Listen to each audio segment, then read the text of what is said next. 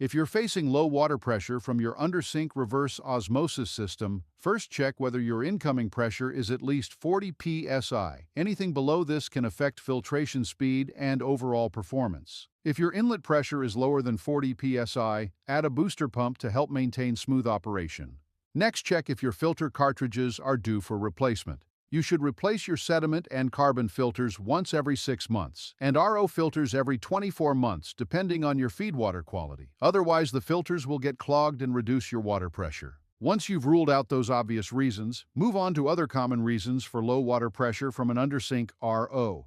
Reason number 1.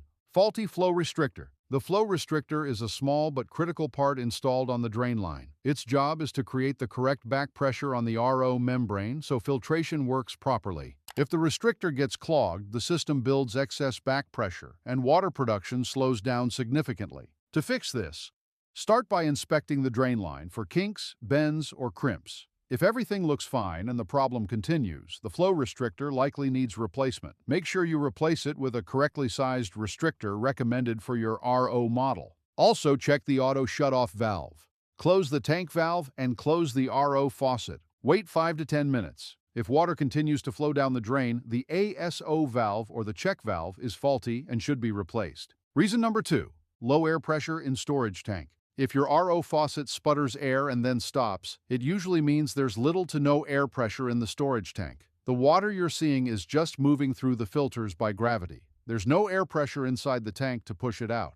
Here's how to fix it. First, shut off the water supply and open the faucet to empty the storage tank. Locate the Restrictor valve. It is covered by a little blue cap on the RO tank. Check the existing air pressure to confirm it's less than 5 psi. Use a bicycle pump and slowly add air. As you add air, you'll notice the remaining water flowing out through the faucet. Keep going until the faucet stops flowing. Once it stops, check the air pressure to ensure it's between 5 to 7 psi.